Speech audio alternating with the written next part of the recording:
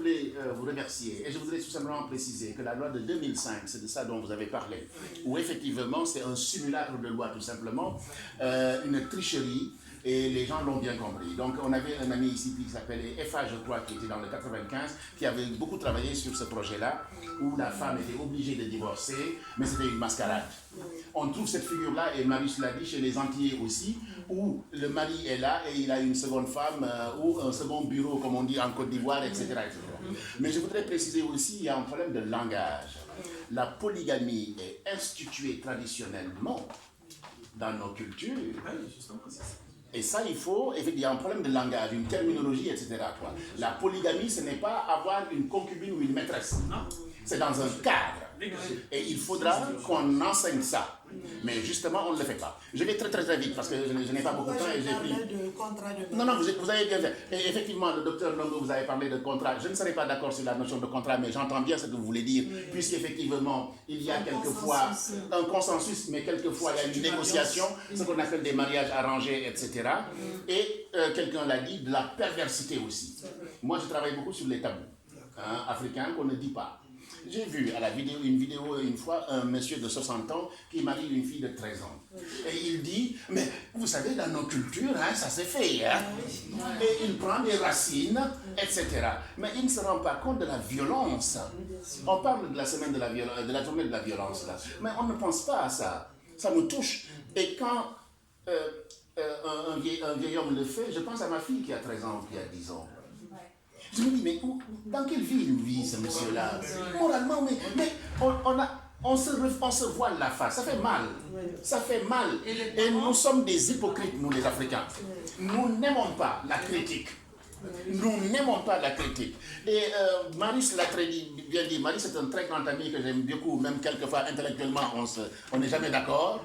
Mais sur l'essentiel, on se suit. C'est un éminent intellectuel antillais qui aime beaucoup l'Afrique. Marius, quand tu parlais effectivement de la valise, moi je travaille beaucoup sur la valise. Mais quand l'homme ne voyage pas nu, il voyage avec un patrimoine culturel, des représentations. Mais ces représentations, peut-on les appliquer n'importe où?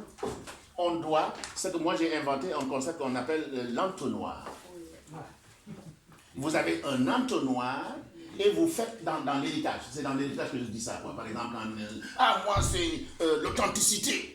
En Afrique, etc. C'est quelle authenticité? En Afrique, quand les Blancs vont en Afrique, on leur demande de danser. Ils voient les Africains danser sur une jambe. Ils dansent sur une jambe. Je préparais les gens au voyage. En Afrique, on n'embrasse pas, on ne bécote pas. Allez sur les quais de Paris, on bécote. Mais en Afrique, vous n'osez pas bécoter devant votre papa. Ça ne se fait pas. Donc, la valise est très importante. Il faut savoir adapter. Qu'est-ce qu'on permet, qu'est-ce qui est permis, qu'est-ce qui est interdit, etc. Mais c'est ça l'humanité. Mais c'est ça le respect.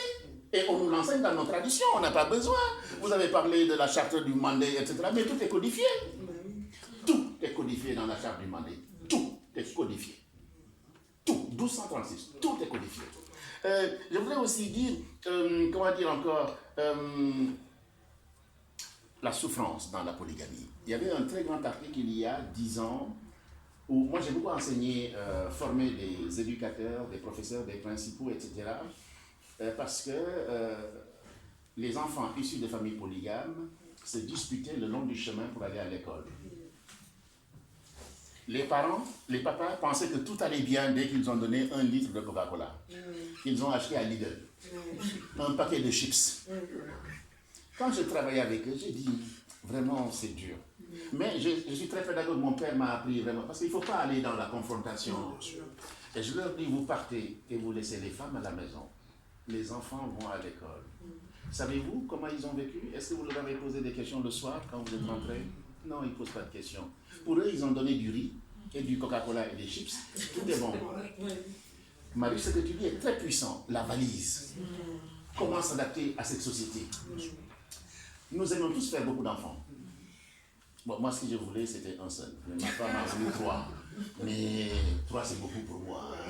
Mon père en avait 19. Mais écoutez ce que mon papa m'a dit, il était directeur d'école. Il avait une maison de 14 chambres, grande maison. Je venais faire ma thèse, je venais de province où j'avais un grand appartement avec une cheminée. J'atterris dans le 16e arrondissement, vous savez où? Dans une chambre de bonne. dans le 16e. C'est vrai, un quartier cossu. Mais je suis très malin. Je travaillais chez les africanistes, ils étaient à 5 minutes de là où j'habitais. Donc la distance est de ton. Mon père me dit, tu peux avoir ça en France? Je dis, papa, toi aussi. J'ai 9 mètres carrés. 9 mètres carrés. Il m'a dit, mais tu as compris ce que je voulais te dire. Je n'ai rien à te dire, tu es intelligent. Ce que je peux faire, tu ne peux pas le faire.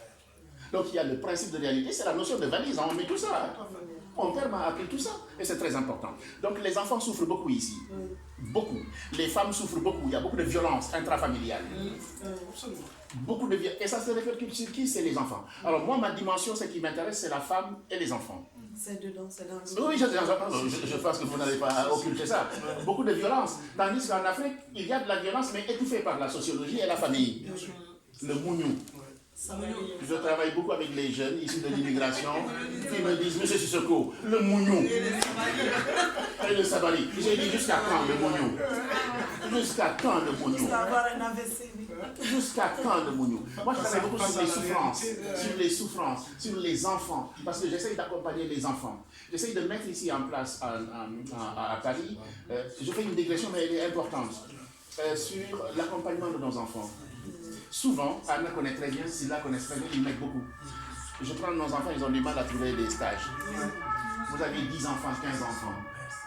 Ils ne savent même pas ce qu'ils font. Quelqu'un disait ça, il ne sait même pas dans quelle école ils se trouvent. Donc nous, on les aide. Troisième, vous savez, le stage de troisième, ils ne trouvent pas.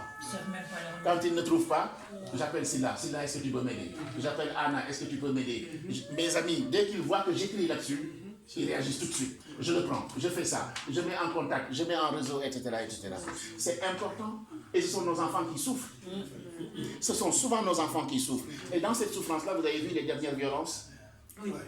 C'est quoi? C'est parce que tout simplement les frustrations, les manques, etc. etc. Il faut interroger tout ça, il faut le secouer. Il faut le secouer. Mais dès qu'on a dit aux parents, occupez-vous de vos enfants, j'étais fier.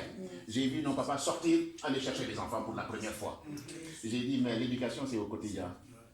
Mais ce geste, je l'ai apprécié. Et c'est là que les tensions commençaient à se baisser. Des blancs aussi l'ont fait, des noirs l'ont fait, etc. Donc la polygamie est un sujet extrêmement complexe. Moi, je l'enseigne. J'enseigne beaucoup à des assistants sociaux. Maintenant, je prendrai de la distance. Je dirais, il y a une dame qui est plus spécialisée que moi parce qu'elle a fait une thèse là-dessus. Hein? Autant, moi je serai derrière elle pour soutenir. Non, je voulais vous la passer. Moi, je vais soutenir tout simplement. Je préfère qu'elle elle s'exprime. Et nous, on est derrière avec nos amis sociologues, penseurs, etc. Et ce sera mieux. Donc, nous, on va vous vendre. Et Anna l'a dit discrètement, on va proposer effectivement votre travail aux institutionnels qui ne comprennent pas et qui amalgament le langage. Voilà, il y a des terminologies, ils ne comprennent pas. Ils ne comprennent pas. C'est à nous de leur enseigner. C'est à nous. Voilà, moi je suis très bavard aussi, mais je vais m'arrêter là. Voilà, merci beaucoup. Merci.